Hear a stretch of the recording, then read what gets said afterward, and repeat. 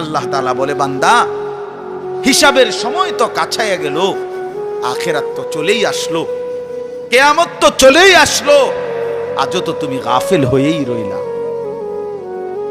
40 বছর হয়ে গেছে, 1 বছর শেষ হইছে, এভাবে বুঝি নাফরমানিতে পড়ে রইলা বান্দা। 365 দিনে কোনদিন ছেলেরা তোমরা যারা ফজরের নামাজ পড়ো না, তুমি বলো না বাপ এত শক্ত এত পাষাণ কেমনে হইলা? একটা বছর কোনদিন ফজরের নামাজ পড়ো নাই, এত বড় নিকৃষ্ট জানোয়ার মুসলমানের বাচ্চা কেমনে হয় বলেন? এত বড় জানোয়ার একটা মানুষের বাচ্চা কেমনে হয়? এটা কি পরিমাণ হাইওয়ান, এটা কত বড় হাইওয়ান, কত বড় জন্তু, কত বড় পশু। 1 বছর 365 দিনে এই হাইওয়ান কোনদিন ফজরের নামাজ পড়ে? শুধু 1 বছর, খবর নিলে দেখবেন 10 বছর, খবর নিলে দেখবেন 5 বছর। জানোয়ারের মতো, ইহুদির মতো, খ্রিস্টানের মতো চুল রাইখা তৃপ্তি বোধ করে, এর চাইতে অসভ্যতা, এর চাইতে নিকৃষ্ট রুচি, এত বিকৃত মানসিকতা কোন জন্তু জানোয়ারেরও হয় না। জন্তু জানোয়ার, তোমরা যে সমস্ত ছেলের চুল ইহুদির মতো, খ্রিস্টানের মতো, বেঈমানের মতো, বেটা তুমি একদম নিম্ন রুচির মানুষ, একেবারে ফসা মানুষ বেটা, তুই ফালতু লোক বেটা, তুই বেটা, তোর কোনো রুচি বলতে কিছু নাই বেটা, তোর কোনো রুচিবোধ নাই বেটা। কার মতো মুসলমানের বাচ্চা হইয়া মুসলমানের ঘরে জন্ম নিয়া বেটা আল্লাহর আজান শুনলি, ডান কানে বাম কানে তোরে আজান দিছে, এক পবিত্র মা তোরে 2টা বছর দুধ পান করাইছে বেটা, কোন শরমে বেটা তুই ওই বেঈমানদের মতো চুল কাটলি বেটা? ওদের কোনো জাতপাত আছে বেটা? ওদের কোনো ইজ্জত আছে না সম্মান আছে? আল্লাহ তাআলা কোরআনুল কারীমে বলছে, ইন্নামাল মুশরিকুনা নাজাস। কোরআনের আয়াত কিনা? আল্লাহ বলছে সমস্ত মুশরিক নাপাক, নাজাসুন নাজাস। সমস্ত ইহুদি নাপাক, সমস্ত খ্রিস্টান নাপাক, সমস্ত হিন্দু নাপাক, সমস্ত বৌদ্ধ নাপাক, সমস্ত নাস্তিক নাপাক, সমস্ত মুরতাদ নাপাক, সমস্ত বেঈমান নাপাক।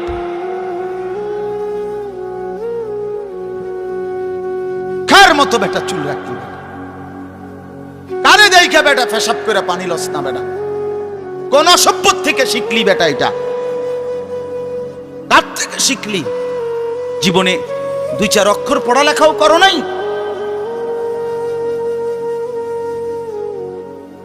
দুই চার শব্দ পড়ো নাই তোমরা ছেলেরা? মানুষ এত অভদ্র অপবিত্র হয় কেন? কোরআনুল কারীমের মধ্যে আছে, আল্লাহ তাআলা বলে, বান্দা কি আজীব কথা কোরআন শরীফে আছে, বান্দা কোনোভাবেই যদি পানি নাই, ঠিক আছে, ফাইন লাম তাজিদু মাআন ফাতায়াম্মামু সাঈদান তাইয়্যিবা, তাহলে মাটি দিয়ে, পবিত্র মাটি দিয়ে তায়াম্মুম করো, তবুও নিজেকে পবিত্র বানাও। যদি বলি আল্লাহ পানি নাই, ঠিক আছে, তো মাটি দিয়ে হলেও পবিত্র হইতে হবে, এত তাড়াহুড়া কা? পানি আইও, পানি পাইয়া লই, এরকম শুরু করলেন? কোরআন শরীফের সরাসরি আয়াত। আল্লাহ তাআলা বলে, জানো, ওয়ালাকিন ইউরিদু লিইউতাহহিরাকুম, আল্লাহ বলেন আমি না আমার ইমানদার বান্দাকে সারাক্ষণ পবিত্রই দেখতে চাই। দোস্ত আমার, এটা কোরআন শরীফের আয়াত। ওয়ালাকিন ইউরিদু লিইউতাহহিরাকুম, আমি আমার বান্দাকে পবিত্র, মুমিন আমার সে, ও অন্য কেউ না, ও আমার ইমানদার বান্দা। তো ইয়া আইয়ুহাল্লাযীনা আমানু ইযা কুমতুম ইলাস সালাতি ফাগসিলু ওয়ুজুহাকুম, এই আয়াতের মধ্যে, এটা এই আয়াতের অন্তর্ভুক্ত অংশ এটা। ওয়ালাকিন ইউরিদু লিইউতাহহিরাকুম, ইমানদার পানি নাই, ঠিক আছে, তায়াম্মুম করো মাটি দিয়ে। কেন এমন তাড়াহুড়া? আল্লাহ তাআলা বলে, আমি যে তোমাকে পবিত্র দেখতে চাই, আমি কে তোমাকে পবিত্র। ফীহি রিজালুন ইউহিব্বুনা আন ইয়াতাতাহহারু আল্লাহু ইউহিব্বুল মুত্তাহহিরিন। কোরআন শরীফের আয়াত আছে, আল্লাহ বলে, বন্ধু আপনার কিছু সাহাবীকে আমি দেখছি, আল্লাহ প্রশংসা করতেছে। মদিনার কুবা একটা এলাকা, যেখানে নবীজি মদিনার মক্কা থেকে হিজরত করে এসে প্রথম ঢুকছিলেন। এই হিজরত করে আইসা প্রথম যেখানে ঢুকছেন, এই জায়গাটার নাম হলো কুবা নগরী। কুবা কি নাম? এই কুবা। এই এলাকার যারা সাহাবী ছিল, ওনাদের একটা অভ্যাস ছিল, ওনারা ওই সময় পানির তীব্র সংকট ছিল, পানি কম ছিল আর কি। তো তীব্র পানির সংকট থাকার পরেও ওনারা খাবারের পানি, রান্নার পানি, মানে ভাত তরকারি রান্নার যে পানি আর খাবারের পানি কম খাইতো, কম ব্যবহার করত। এখান থেকে পানি বাঁচাইয়া পেশাব পায়খানার পবিত্রতার জন্য যে পানি দরকার, ওইখানে তারা পর্যাপ্ত পরিমাণ পানি ব্যবহার করত, যেন পবিত্রতার মধ্যে কোনো কমতি না। আল্লাহর কসম, এই কথাইটা, তাদের এই আখলাক আচরণটা আল্লাহ এত পছন্দ করছে, কোরআন শরীফের আয়াত নাজিল করে ডাইরেক্ট তাদের প্রশংসায়। আল্লাহ বলছে, ফীহি রিজালুন, আপনার সাহাবীদের মধ্যে কিছু লোক এমন আছে আমি দেখতেছি, ইউহিব্বুনা আন ইয়াতাতাহহারু, যারা ভালোভাবে পবিত্রতা অর্জন করাটাকে খুব পছন্দ করে। আল্লাহু ইউহিব্বুল মুত্তাহহিরিন, নবী শুনায়ে দেন, এমন পবিত্রতা অর্জনকারীদেরকে আমি আল্লাহও ভীষণ ভালোবাসি।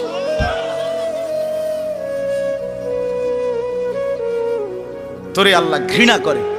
যুবক, তোদের যাদের প্যান্টে পেশাব, তোরা যারা টয়লেট পেপার ব্যবহার করো না, তুই নিকৃষ্ট রুচির মানুষ বেটা, ফালতু বেটা, ফালতু বেটা। চুল কেবল চুলের পিছনের দিকে ফিরাস বেটা, এতে মানে একটা কেমন লাগে।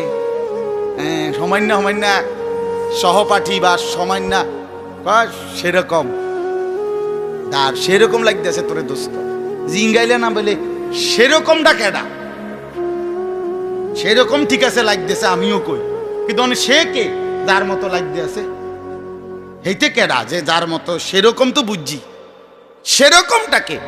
সেরকম কি গাঁজাখোর, না ফুট্টাখোর, না বাবাখোর, না ডাইলখোর, না হারামখোর, না মদখোর, না ইয়াবাখোর?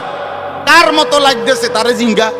তুই যে আমারে কইলি সেরকম লাগতে আছে, হেতে কেডা যার মতো লাগতে আছে আমারে? কথা বলেন। হ্যাঁ, তো জিঙ্গাইলে কইবে, দোস্ত ফুট্টাখোরের মতো লাগে,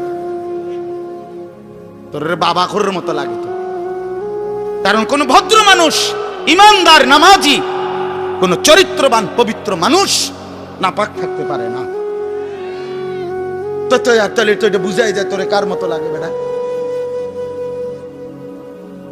হ্যাঁ, নাই তো হে বলুক যে দোস্ত তোর চুল দেখে মনে হয় পুরা বাইজিদ বুঝতাম, তোর একদম জোনায়েদ বাগদাদির মতো লাগতে আছে, এমন নি? তাহলে তোর চোর ডাকাইতের মতোই তো লাগে। আস্তাগফিরুল্লাহ, আস্তাগফিরুল্লাহ। প্রিয় ভাই আমার, বন্ধু আমার, আখিরাত যেন ভুলে না যাই। মহান আল্লাহ পাক রব্বুল আলামিন এই কোরআনুল কারীমের মধ্যে বারবার আমাদেরকে আখিরাত মনে করাইছে। আমাদের জিন্দেগি ঈমানের জিন্দেগি, আমাদের জিন্দেগি পবিত্র জীবন ভাইয়া। আমরা শুধুই দুনিয়ার জন্য না, শুধু দুনিয়ার জন্য, দুনিয়ার জন্য আল্লাহ তাআলা কোরআন শরীফে আছে, ওয়াদারনি ওয়াল মুকাদ্দিবিনা উলিন নি'মাতি ওয়া মাহিলহুম কালিলা। আল্লাহ বলছে, হে আমার বান্দারা, নাফরমান পাপীদেরকে অল্প সময়ের জন্য দুনিয়া ভোগ করতে দাও, ওদেরকে দুনিয়া খাওয়ায়া পরায়া এরপরে আমি নিয়ে আসবো, আমি এজন্যই বানাইছি। কিন্তু তোমরা মুমিন, তোমরা ইমানদার, তোমাদেরকে আমি আল্লাহ তাআলা জান্নাতের জন্য বানাইছি, জান্নাতের জন্য। উইদ্দাত লিল মুত্তাকিন, মুমিনদের জন্যই জান্নাত, মুত্তাকিদের জন্যই জান্নাত। একটা বেঈমানও জাহান্নাম থেকে মুক্তি পাবে না। কোন কাফের, কোন বেঈমান, কোন হিন্দু, কোন বৌদ্ধ, কোন ইহুদি, কোন খ্রিস্টান, কোন নাস্তিক, মুরতাদ পরকালে, পরকালে এক ঢোক, এক জাররা, এক লোকমা, এক ঢোক পানি মিলবে না, সুখ মিলবে না। ঈমানবিহীন সমস্ত ভালো কাজ আখিরাতের বিচারে পরিত্যক্ত, মারদুদ, বাতিল। ঈমান শর্ত। মৃত্যু পরবর্তী যেই কোনো বিনিময়ের জন্য উত্তম বিনিময় পেতে হলে কি লাগবে? ঈমান জরুরি। ঈমান জরুরি। ঈমান হারা সর্বহারা, আল্লাহ হারা সর্বহারা, সর্বহারা। তো এই জন্য আল্লাহ তাআলা আমাদেরকে বানাইছেনই আখিরাতের জন্য, আখিরাতে নিজের জন্য। খালাকতুল আশিয়া আলি আজালিক ও খালাকতুকা লি। আল্লাহ বলছে, বান্দা গোটা দুনিয়া আমি তোমার জন্য বানাইছি, তোমারে শুধু আমার জন্য বানাইছি। সারে দুনিয়া তেরে লিয়ে, তু সিরফ মেরে লিয়ে। বাহ, এই কথা ভাবলেই তো অবাক। আমার তো খুব ভালো লাগে যে কয় কি মালিক। हाँ, सारे दुनिया तेरे लिए, तू सिर्फ मेरे लिए। গোটা দুনিয়া বান্দা তোর জন্য, যা বান্দা সবটা দুনিয়া তোরে দিলাম, তোকে শুধু আমার জন্য রাখলাম। তু সিরফ মেরে লিয়ে, তুমি আমার জন্য, তুমি আমার হয়ে থাকবা, আমার সেজদা করবা, আমার নামাজ, আমার হুকুম পালন করবা। তো দুনিয়া ও ইজ্জতের সাথে আমি আল্লাহ চালাবো, আখিরাতেও তোমারে আমি আল্লাহ সর্বোচ্চ সম্মানজনক রিজিক, সর্বোত্তম জান্নাত আমি নিজে দিয়ে দেব। ফালানুহিয়ান্নাহু হায়াতান তাইয়্যিবাহ ওয়া লানাজজিয়ান্নাহুম আজরাহুম বিআহসানি মা কানু ইয়ামালুন। রব্বুল আলামিন বলেন, দুনিয়াতেও আরামের জীবন দেব, আখিরাতেও সর্বোত্তম বিনিময় দেব। শর্ত কেবল দুইটা, এক নাম্বার ঈমান, দুই নাম্বার নেক আমল। মান আমিলা সালিহাম মিন যাকারিন আও উনসা ওয়া হুয়া মুমিন। আল্লাহ বলেন, পুরুষ কিংবা নারী যদি ঈমান অবস্থায় সবগুলো নেক আমল করতে পারো, আমি আল্লাহ ওয়াদা দিলাম বান্দা, দুনিয়াতেই তোমাকে আরামের জীবন দেব, আখিরাতেও সর্বোত্তম বিনিময় দেব। সুবহানাল্লাহ। চলেন, আমার কথা শেষ। আমার বাপ, আমি তর্জমা শুনাই, তাইলেই কথা শেষ। হাফেজ আমিন ভাই অনেক মহব্বত করছে, এই মাদ্রাসার মাহফিলে আসার সুযোগ হয়েছে, এতটুকুই। আরো উলামায়ে কেরাম, আমাদের আল্লামা মুফতি আমজাদ হুসাইন সাহেব হযরত অনেক অসুস্থ, উনি আজকে অনেক দিন ধরে ডেঙ্গুতে আক্রান্ত। আজকেও আসরের পরে কথা বলছি, খুব আস্তে আস্তে কথা বলে, খুব ক্লান্ত, দুর্বল। তারপরও আমারে বলছে যে আমিন ভাইয়ের মাহফিল আমি একটু লেগে হইলো আসমু। আমাদের আজকে যে একজন মাওলানা শেষ বয়ান করবে, আপনি অসাধারণ। আপনাদের ছেলেদেরকে তোমাদেরকে বলি, বাপ আমার অনুরোধ রইল, আমার এই কথাটা রাইখো, তোমরা ওর বয়ান শুনি। আমি নিজেও ওর বয়ান শুনি, আমি নিজেও এর বক্ত। অসাধারণ বয়ান করে সে, হযরত মাওলানা মুফতি ইউসুফ বিন ইকবাল, তার বয়ান চমৎকার। একেবারে আল্লামা মুফতি আরিফ বিন হাবিব যেমন সব কথা হাদিস থেকে বলে, এই নওজোয়ান মাওলানাও ঠিক এরকম অনর্গল রাসূলুল্লাহ সাল্লাল্লাহু আলাইহি সাল্লামের হাদিস বলতে থাকে। হ্যাঁ, এজন্য সবাই ইনশাআল্লাহ এই মাওলানার বয়ান শুনবার চেষ্টা করবেন। তো তরজমাটা শুনেন। আল্লাহ তাআলা মূল বক্তব্য এটাই যে আল্লাহ আমাদেরকে আখিরাত মনে করাইতে চাইছে। কি? কোরআনুল কারীমের 30 নম্বর পারা 101 নম্বর সূরা আল কারিআ, এই সূরার আল্লাহ বলেন, আল কারিআতু মাল কারিআ। আল কারিআ অর্থ হলো যেটা দরজায় আঘাত করে, খটখট খটখট আওয়াজ করে, এই খটখটকারী। আল্লাহ বলেন মাল কারিআ, বলো তো খটখটকারী বলতে কি? ওমা আদরাকা মাল কারিআ।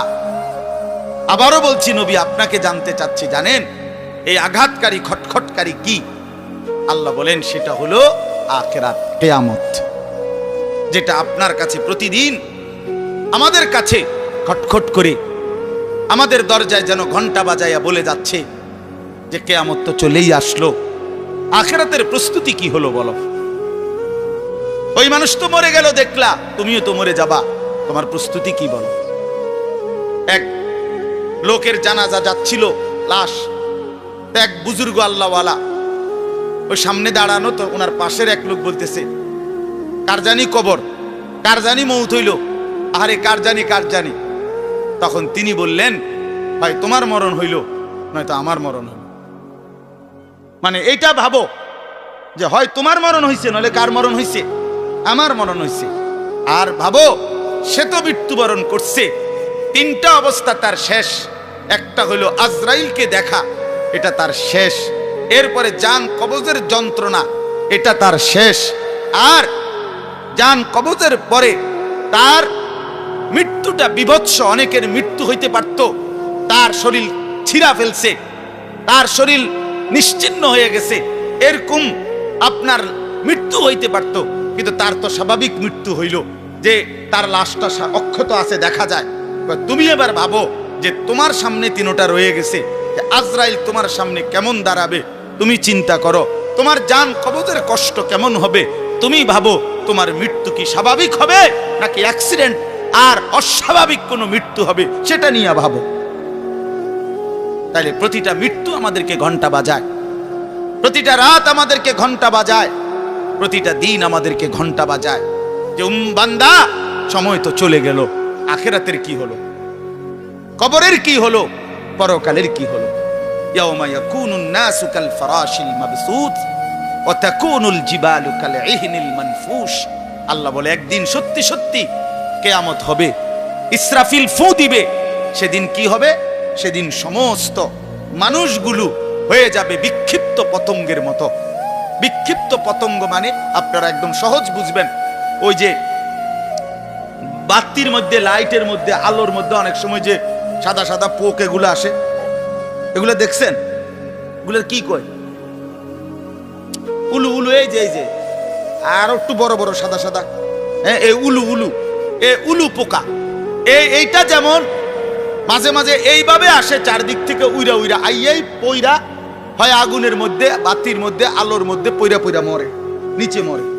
তো আল্লাহ পাক বলেন, ইসরাফিল ফু দিবে, কিয়ামত শুরু হবে। মানুষ এরকম পাগলের মতো, উলুর মতো দৌড়াইয়া, পতঙ্গের মতো চারিদিকে দিক বিদিক শূন্য হইয়া দৌড়তে থাকবে। কেউ বলতে পারবে না কে কোথায় যাচ্ছে, কোথায় দৌড়াচ্ছে, কি হচ্ছে। সবাই অস্থির হয়ে যাবে।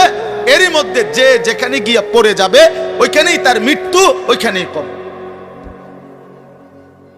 ওয়াতাকুনুল জিবালু কাল ইহনিল মানফুশ।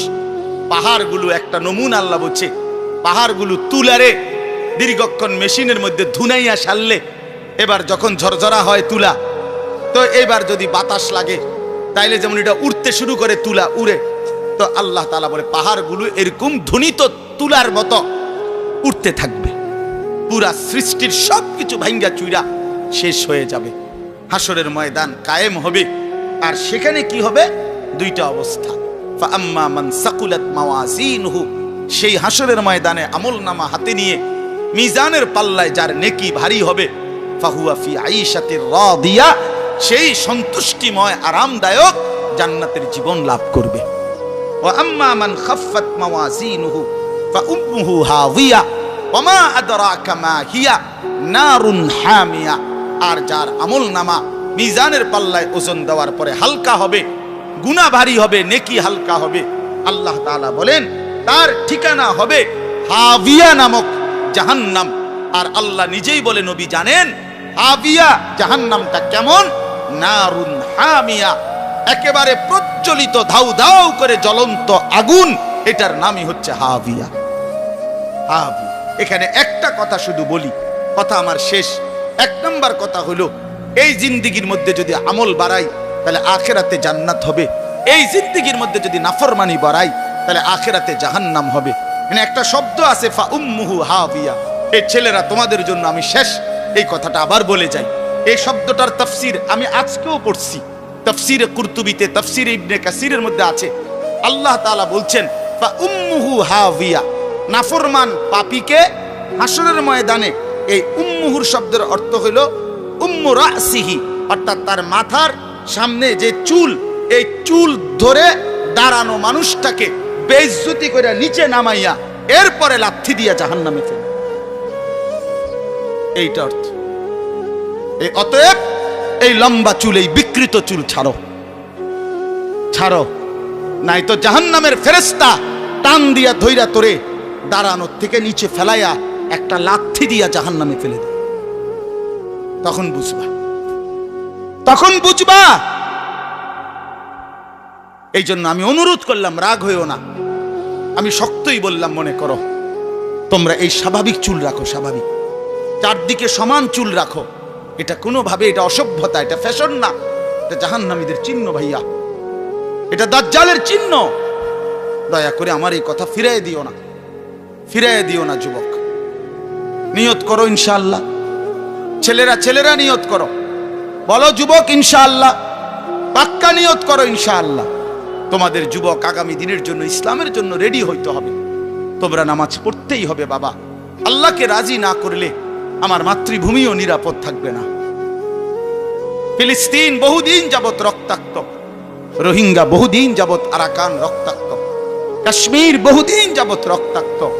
আজ আমার মাতৃভূমিও শহীদ সাইফুল ইসলামের রক্তে রঞ্জিত। একথা বেঈমান প্রমাণ করে দিছে। ইসকনের গুন্ডারা, সন্ত্রাসীরা, এই বেঈমানরা প্রমাণ করে দিছে যে মুসলমান সুযোগ পাইলে তোদের কাউরে ছাড়বো না। কি হুজুর, কি পাবলিক, কাউরে ছাড়বো না। হ্যাঁ, বইয়া বইয়া মোবাইল টিপো, বইয়া বইয়া নারী দেখো।